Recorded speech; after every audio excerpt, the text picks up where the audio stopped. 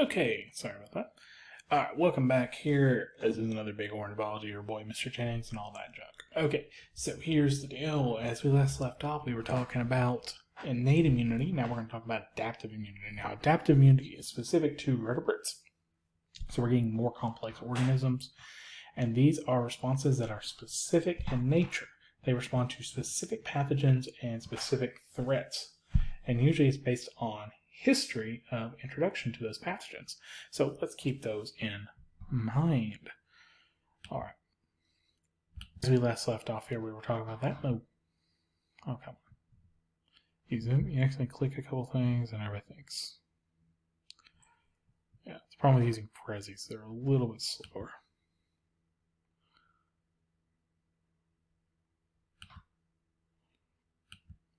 That's how I fix this and get back to where we need to be. Actually, I'm going to pause this here. Okay. So, we're talking about highly specific responses here.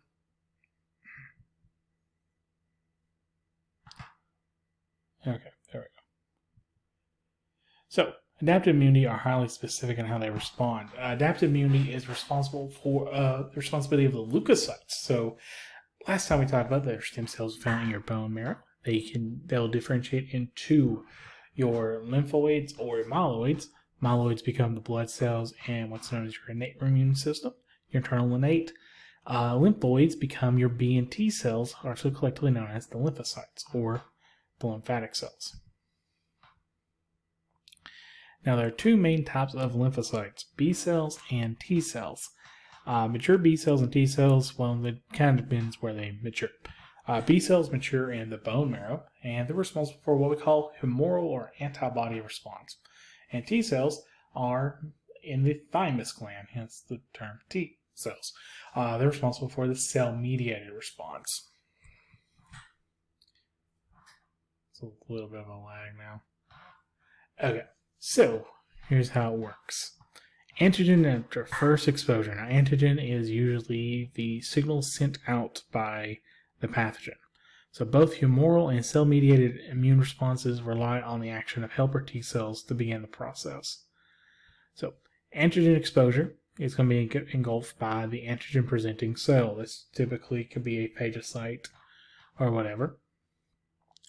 What happens is that phagocyte is going to stimulate let's go humoral. So the antigen's first presentation, it's going to produce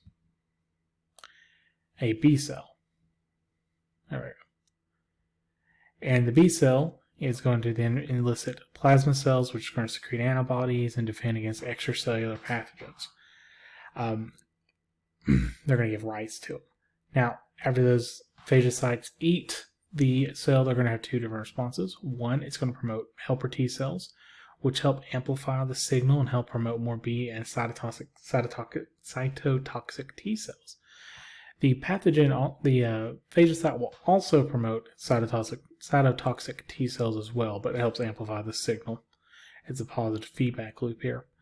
Eventually, though, you're going to create what's called memory helper T cells, which are going to be present, so whenever a second exposure happens, the response is a lot quicker, and it's going to create memory B cells and memory cytotoxic C cells, which will help elicit more antibodies and more active cytotoxic T cells a lot quicker.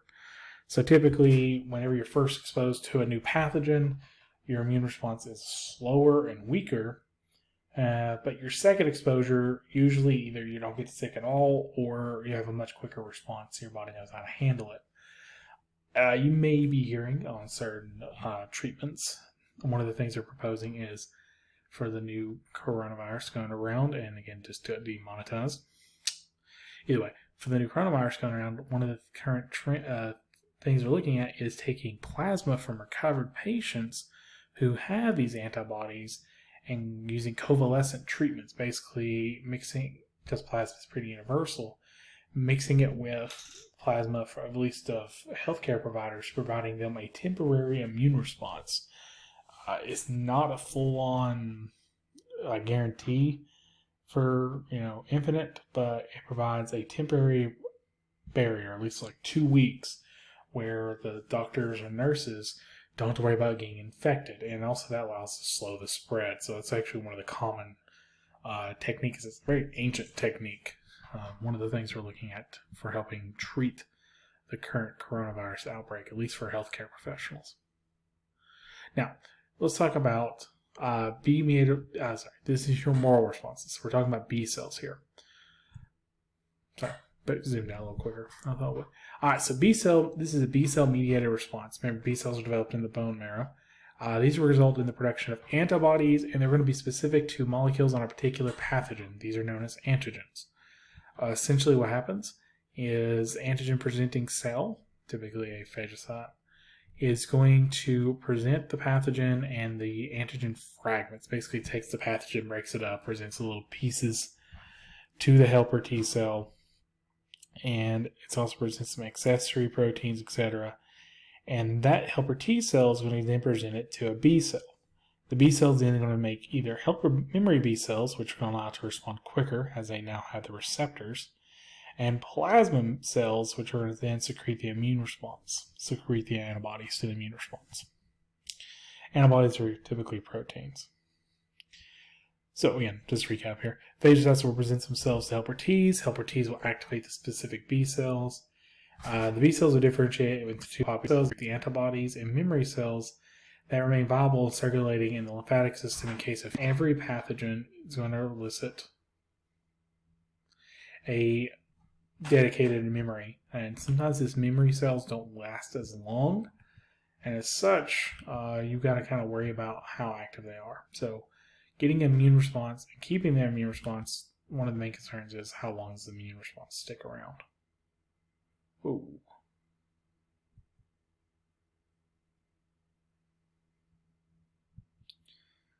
Okay. So what happens. There we go. So, too far. Alright, so B cell receptors and antibodies. They're very structurally similar. They pretty much look the same. So this is the receptor found on the B memory cells.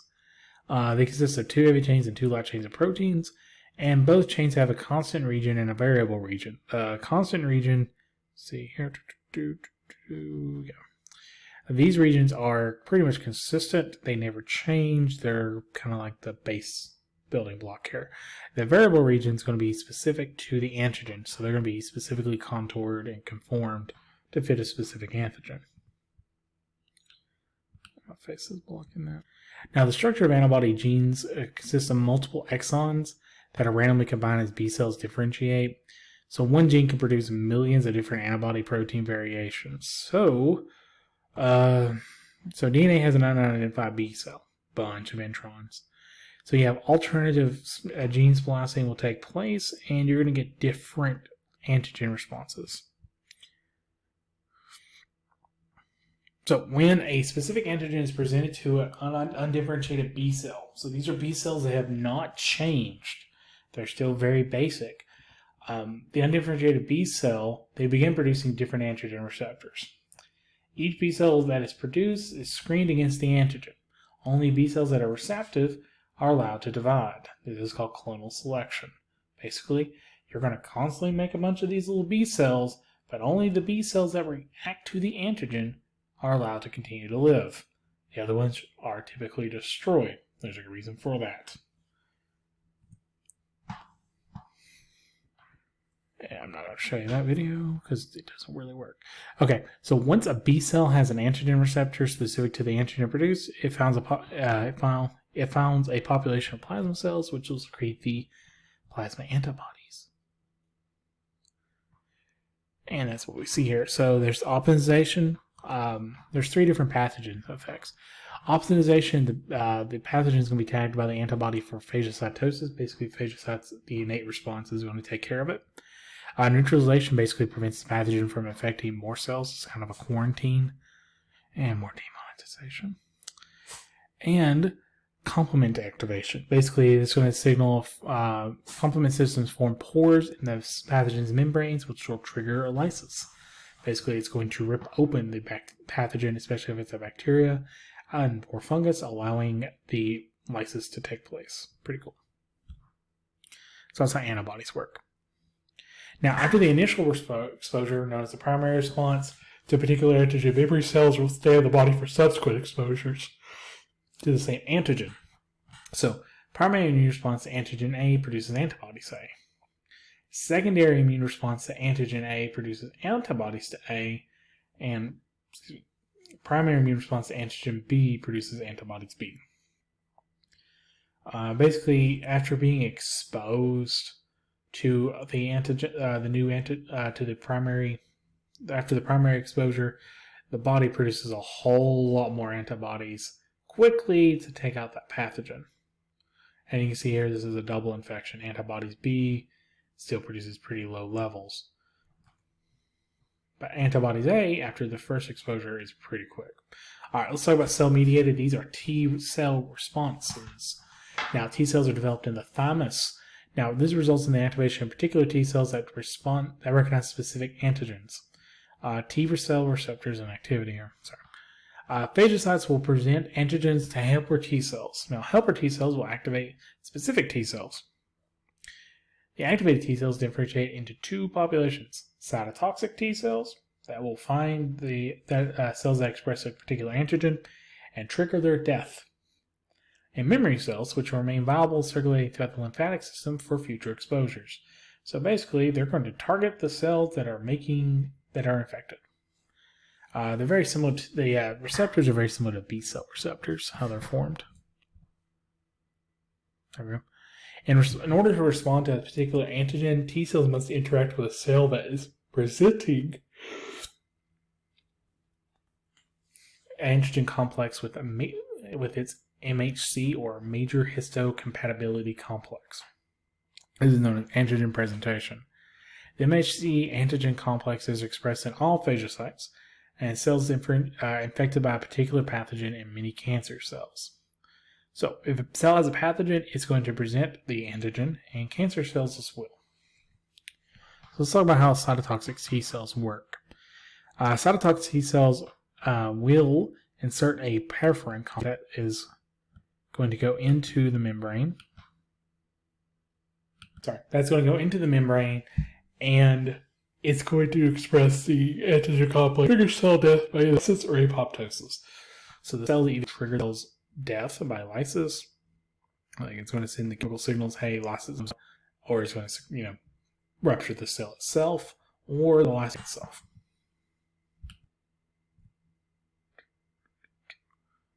All right, let's talk about immune disorders. Oh, wait, we skipped one.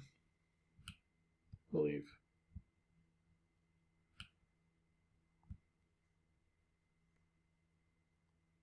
No, we did not. Okay, so let's go ahead and talk about immune disorders now. Let's talk about immune disorders. Now, immune disorders are widespread. Probably know somebody who has an immune disorder. My mom had an immune disorder. She had an autoimmune disease known as rheumatoid arthritis. We'll talk about that here in a moment. You may have friends or family, or you yourself may have autoimmune disease. You never know. We don't know. So let's talk about them and talk about some of these other immune disorders that are relevant. So the first one that most people typically have is allergies. These are immune responses to non-specific pathogenic foreign molecules. Typically, a protein is viewed as a threat, and your body overreacts. Symptoms are usually an inflammatory response because it's the innate system, and it's often in the respiratory system due to the release of histamine. Now, histamine is the primary immune response chemical here. That can be dangerous. High amounts of histamine can cause anaphylaxis and overall allergic reactions. So typically, you take antihistamines, things like Benadryl, epinephrine, or commonly known as the EpiPen, and that's usually for anaphylaxis.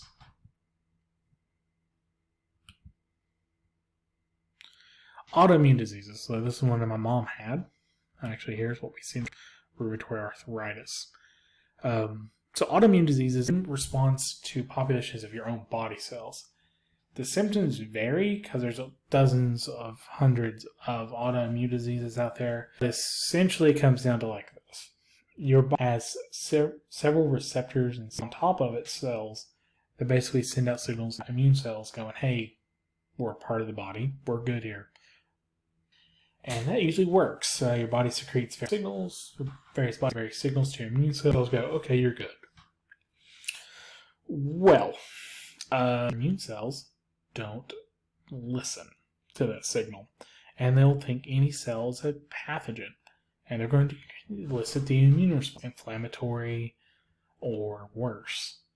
So, for instance, arthritis, which is what my mom had, basically the autoimmune disease creates inflammation and destructive the connective tissue found in the joints. Your body thinks the cells lining your joints are pathogenic, and the first thing they're going to do is create the inflammatory response. Inflammation, discomfort, pain, but also they're going to be rushing all sorts of helper T, cytotoxic T cells, and B cells, and they're going to start targeting the nearby cells lining those tissues and destroy them.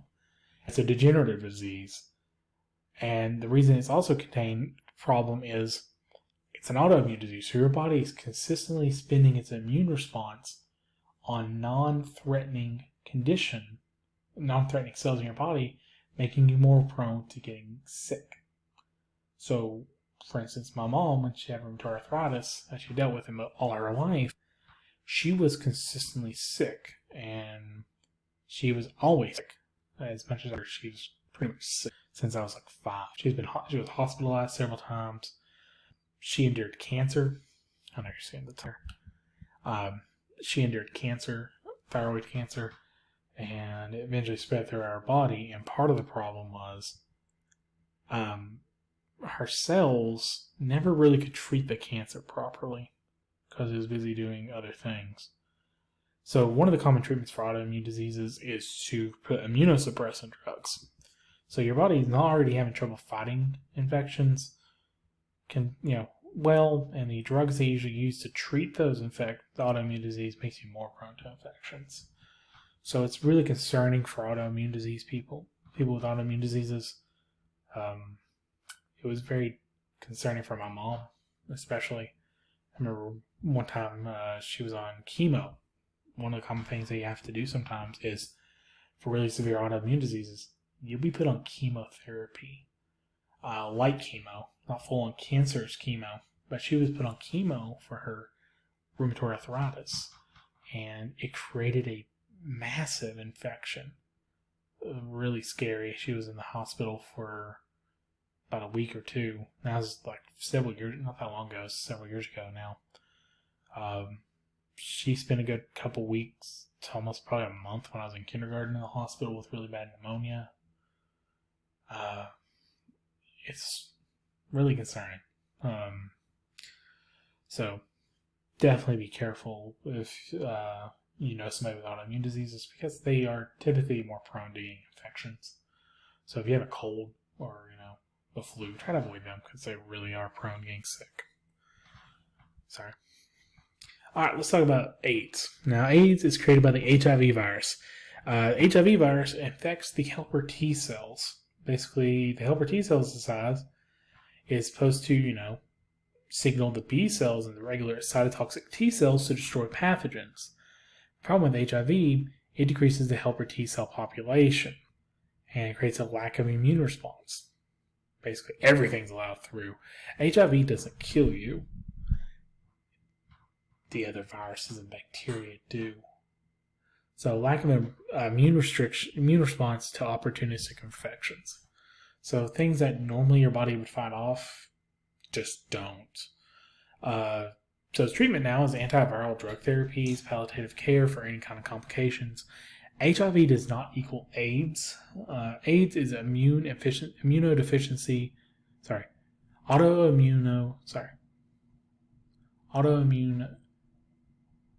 immunodeficiency syndrome. Excuse me. Take a minute to remember that. AIDS only happens when HIV reaches a critical point.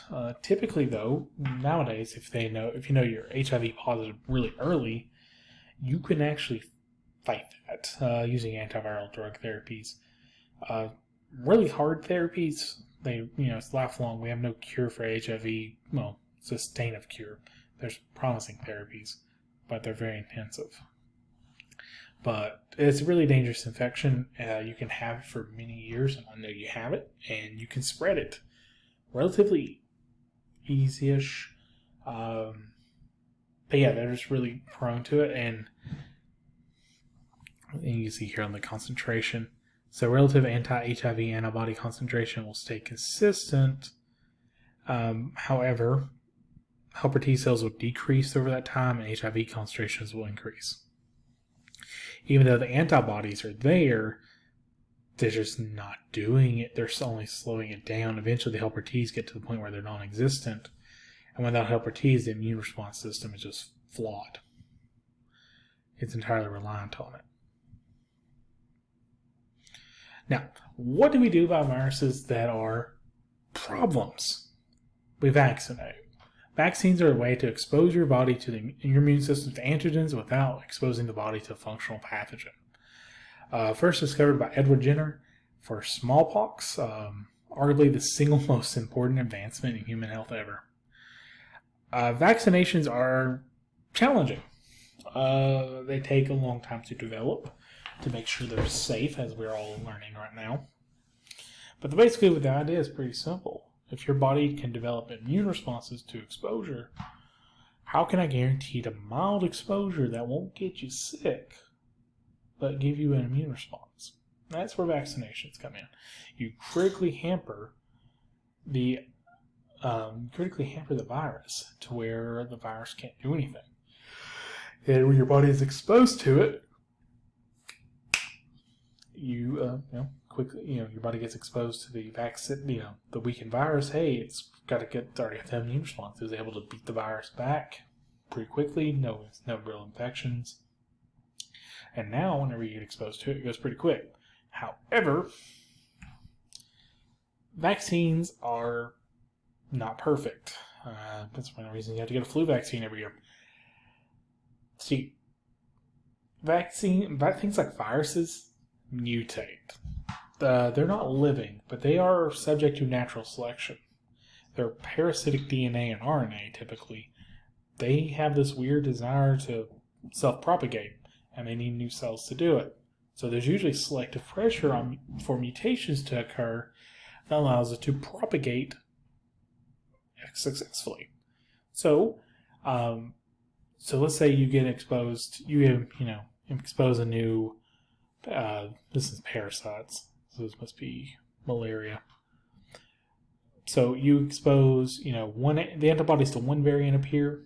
Awesome. About a week or two later, you may see a variant 2. Now, that variant 2 wasn't directed. That variant 2 was created because there were just natural mutations. And all of a sudden, that mutation allowed it to successfully go past the vaccination barriers or the antibody barriers. And it's able to get a nice little rebound. And your body develops an immune system response to it, crashes, happens again. That's why things like epidemics and pandemics, demonetized, typically work in waves, cycles. So you'll have the first outbreak, and eventually enough people will get resistant or the virus is contained to where it decreases pretty quickly. And it will lay dormant for a bit, then all of a sudden it'll come back. Now, sometimes it'll come back as the same virus, or if there's enough people, immunoresistant, it may be forced to come back as something stronger. And if it's stronger, your body has no resistance to it, or at least not a quality resistance, and it'll spike, then it'll drop again, then it'll keep going that cycle until a new vaccine is made.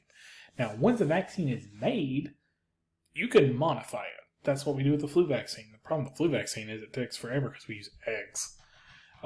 If we were not to use the egg method, which would be so much cheaper, but it's taking out upfront costs. Beside the point. If we weren't to use the egg method, we can make a new flu vaccine within weeks. So once you make a vaccine and you're able to mass produce that vaccine, oh yeah, it's pretty quick. So this new coronavirus has an issue. We're trying to make a vaccine for it. Well, there's not been a viable vaccine for coronavirus because there was no real imperative to do it. The last major coronavirus that was a big outbreak was the SARS virus. the one that created the original SARS in the mid-2000s, which was intensely scary. But it turned out to be pretty mild, and due to the responses from all the global public health organizations, they were able to squash it pretty quickly, and it never really got a big spread. So that by the time they were getting serious work into the vaccine for it, it was dead. The SARS virus just disappeared. So, excuse me. So the question became, whenever it was time to make a vaccine, why didn't we do it? There was no need to at the time. And then there was the Middle East respiratory syndrome, which was very similar to SARS, and it was quickly contained, and it largely disappeared. So there's been no real imperative drive to create a coronavirus vaccine, because kind of it's part of the financials of it. It costs a lot of money to make a vaccine. But now there's imperative. So you'll be surprised how quick that thing will get put out. But even then, it still takes a while. But yeah, your body naturally will make an immune response. So that's why you see a lot of talk about using, wanting to do an antibody test, would be a serology exam, which is the idea of you taking just a little bit of blood off somebody, like a finger prick, and you can test if they have the antibodies. So that's kind of a way to see if somebody has actually had the virus before and didn't know it. Especially in a virus that has a high rate of asymptomatic cases, and especially with one of the wide diversity of symptoms. So, pretty cool to talk about. Alright. Again, evolution always applies here. Alright, so about other organisms. I know this is going a little long, but let's just wrap it up real quick. So 3 videos, I'm going to just do it 2. So prokaryotes, it is thought that restriction enzymes are the primary method. Basically, they methylate their own restriction sites, so prokaryotes protect against phage infections. They do have to deal with that a lot. Viral infections are pretty massive. Now, phages can evolve mechanisms to evade prokaryotic defenses. It's complicated, but they can do it. Excuse me for the yawns. It's midnight here. Fungus and plants. So, fungi and plants rely on the production of a wide variety of chemicals that can cause unpleasant effects in would-be pathogens and predators. So, instead of making an immune response, typically you make yourself toxic. For instance, the death cap mushroom produces alkaloids, which creates irreversible liver damage in humans. Penicillin creates its own antibiotics, like penicillin, to protect against bacterial infections. So, hey, that there is one of the greatest accidents of all time. Look at those little ribbons, little threads. That's how you know you got the good stuff. And plants have their own systematic mechanisms to prevent the spread of viral infections. Basically, step 1, they'll pick up the signal, transaction pathways. There will be a hypersensitive response. That signal will go throughout the xylem, and it'll be creating an acquired resistance. Basically, one leaf may get damaged, but the other leaves will have the resistance to that damage. This here is the tobacco mosaic leaf virus. There'll be one of them. Basically, one leaf will die, but the other leaves will respond positively, typically. Now, diversity of chemicals that plants can produce also in response to pathogens are pretty amazing. So, for instance, this is actually pretty cool. So, when a caterpillar is eating one of these plants here, it wounds it, and combined with the chemical in the saliva of the caterpillar, it creates a signal pathway, which releases a volatile attractant, basically a nice little scent in the air, and that signals for nearby parasitoid wasps to come attack the caterpillar to lay their eggs. So basically, instead of killing the caterpillar itself, it puts out a hit for that caterpillar for a parasitoid wasp, which, if you don't know, they typically lay their eggs in insects of various kinds. So when the eggs hatch, because the caterpillar is usually still alive, the egg hatches, The larva will then eat the caterpillar from the inside out. It's pretty crazy. That's a plant. Alright, so wrap things up here. You don't need to know all the parts of the immune response. It's a pretty good way to talk about cell signaling in general. There is a relationship between innate and acquired immunity. Usually the phagocytes play a big role here. B cells and T cells function in the acquisition of very specific immune cells. You'll be able to tell me the various things about immune system disorders and how vaccines work, and sometimes they don't.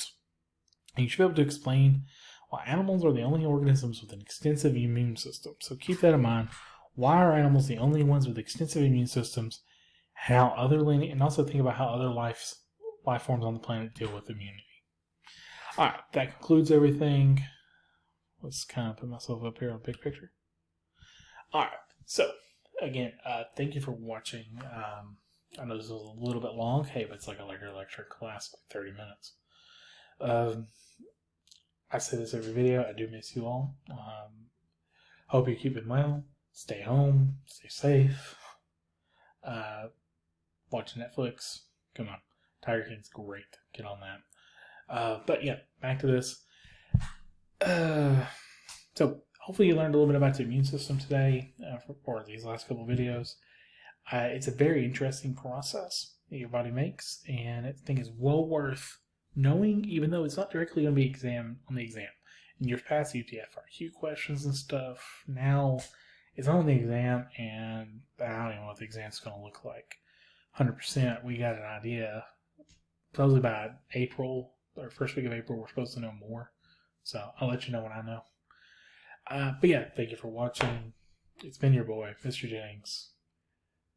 Have a great day.